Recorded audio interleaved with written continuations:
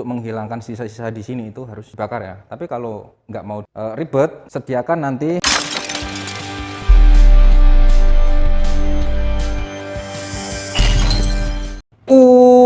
ya, oke. Kembali di channel Bukan Arsitek dan kembali bersama Dorevol Epoxy Resin Coating 3100 kodenya ya, DPX 3100. Oke. Jadi teman-teman, ini video yang mengulas mengenai dunia art epoxy resin, dan di channel Bukan Arsitek juga udah banyak mengulas art, semua art di bidang pengcoatingan. Bahkan ada juga woodworking, jangan salah. Karena di channel Bukan Arsitek ini membagikan ilmu secara gratis di YouTube. Garis bawah di YouTube. Tapi kalian kalau mau kepengen saya ngajarin kalian secara pribadi, membayar bro. Oke, tidak basa-basi. Karena saya juga kerja, punya anak, punya istri. Kalau waktu saya diambil untuk ngajari secara pribadi, ya membayar.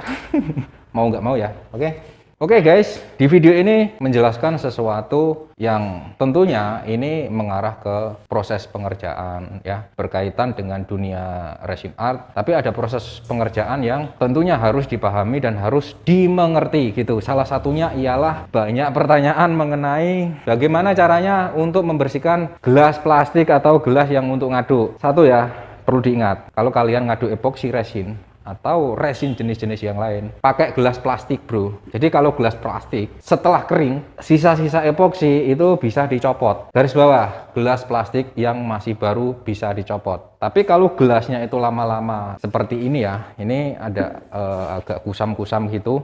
Nah ini susah dicopot, harus dikeruk-keruk gitu. Bisa sih sebenarnya dicopot, tapi harus dikeruk. Kenapa harus memakai gelas? Karena epoksi tidak begitu mau merekat dengan plastik, intinya gitu. Kecuali kalau plastiknya itu diamplas dulu, dia merekat. Itu garis bawah ya. Hanya dengan plastik dia kelemahannya nggak mau merekat. Sama kaca, sama besi, sama kayu, sama keramik, sama semua benda-benda lainnya, dia mau merekat dengan sempurna. Tapi ya garis bawah lagi, harus diamplas. Karena tanpa pengamplasan, epoksi juga tidak mau menggigit dengan sempurna, dengan baik gitu. Nah, ini saya kasih contoh. Ini gelas plastik yang sering saya pakai. Ini lama-kelamaan bisa seperti ini ya, bisa ngelopek dengan sendirinya gitu. Nah, ini contohnya ya. Artinya kalau dia sama plastik itu nggak mau. Nah, ini karena ada cekungan agak susah, tapi tetap bisa diambil ini ya. Ini contohnya ya. Ini karena ada cekungan aja nggak mau ditarik dia. Ini kasih contoh dulu ya. Oke, ini nggak mau lengket ya artinya sama plastik. Makanya kalau ngaduk itu pakai gelas plastik. Itu teori pertama supaya teman-teman nggak repot ngebersihin. Jadi gelasnya pakai gelas plastik. Kemudian untuk mengenai alat mixer, ini alat mixer ya dari besi. Biasanya kalau udah buahnya itu kita bakar ininya supaya bersih lagi gitu. Tapi kalau mau nggak capek-capek ngebakar ya, biasanya kan kita bakar nih. Kita sediakan nanti thinner PU. Tapi kalau nggak mau ngebakar-bakar ini, jadi untuk menghilangkan sisa-sisa di sini itu harus dibakar ya. Tapi kalau nggak mau ribet, sediakan nanti thinner. Ini sudah saya sediakan thinnernya dari Dorevol juga. Setelah ngaduk itu nanti kita langsung cuci.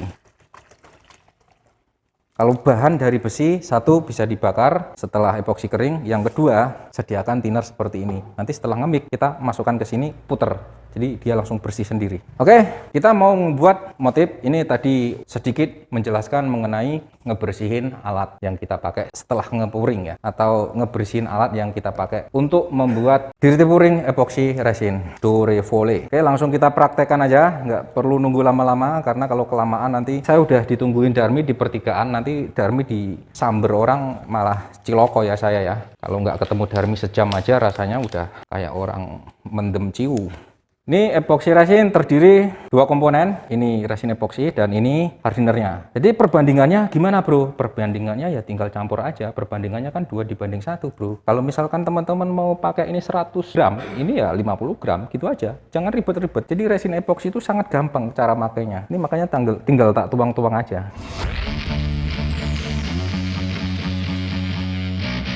Teman-teman nyimaknya itu jangan di skip-skip biar tahu, biar mudeng ya. Ini proses selama ini yang saya lakukan untuk ngepuring.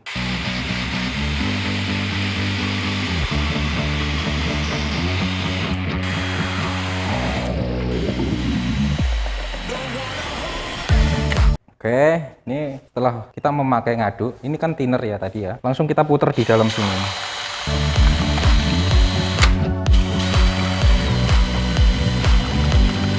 Nah, dia nih udah bersih ya kalau udah seperti ini. Jadi nggak perlu kita ngebersihkan lagi. Oke, ini thinnernya untuk ngebersihin. Kita cepakkan di situ. Kita mau membuat warna.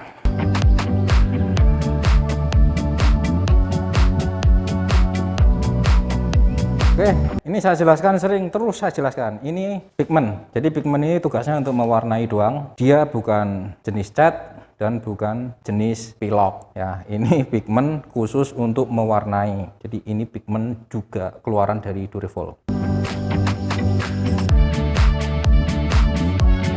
Oke, ini udah tak kasih pigment masing-masing, terus diaduk.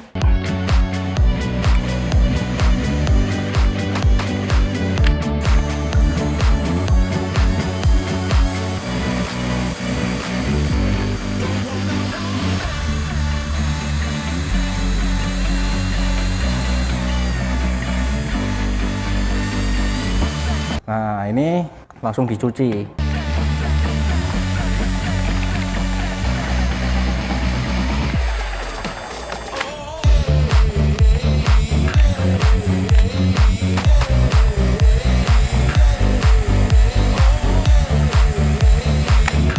Pokoknya jangan di skip ya nonton ini, video ini, karena saya nanti akan memakai sesuatu yang agak berbeda dari biasanya. Nah, kita bersihkan dulu bekas yang kena cipratan-cipratan, tumpah-tumpahan. Kemudian saya campur-campurkan aja seperti yang sudah-sudah.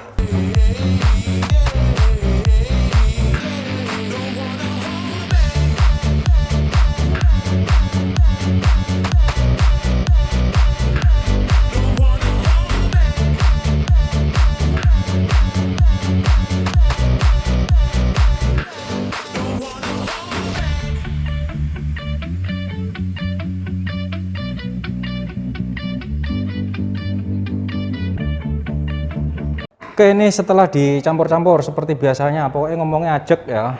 Nah, kita langsung tuang, puring.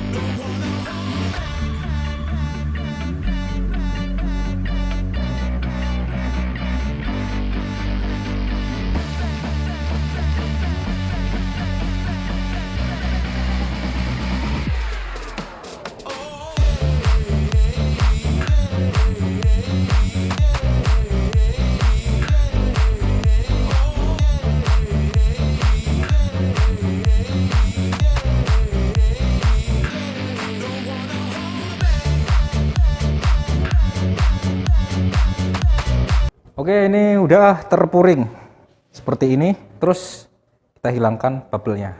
Bubble itu gelembung-gelembung udara kecil yang harus kita hilangkan memakai torch.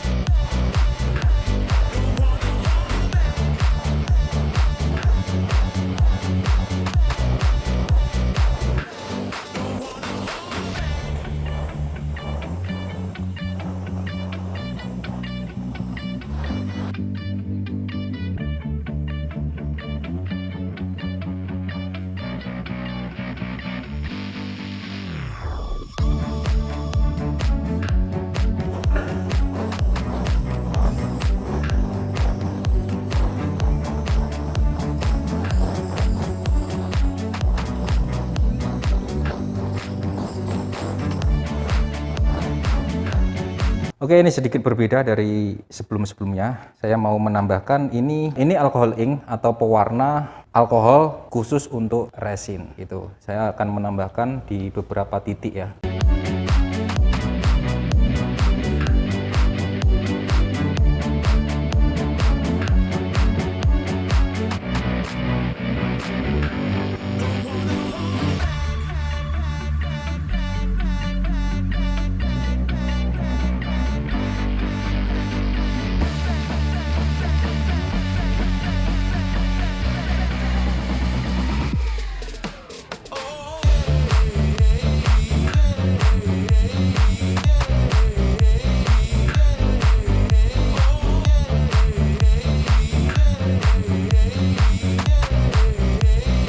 Oke, ini udah selesai. Nanti kita tunggu ini untuk ngebuka lakbannya sekitar 20 menit dari sekarang.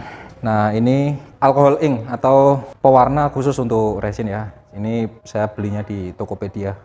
Oke, udah berapa menit? Men, kameramen 30 menit. Karena tadi saya ditelepon Darmi ngajak, wah ngoceh, kangen katanya ya. Oke, Darmi itu siapa? Darmi itu wanita tercantik menurut saya. Tapi menurut kelurahan sebelah itu wanita tercantik nomor 32. Parah itu Pak Lurahnya. Nanti Darmi marah pula dia sama gue. Oke, kita cabut lakbannya biar melebar ke samping.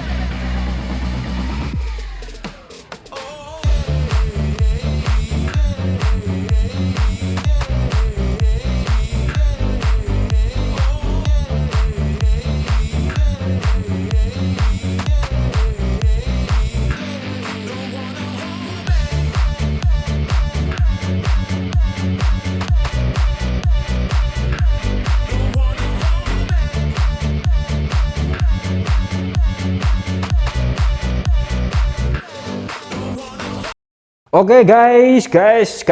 Oke, digas terus pokoknya ini.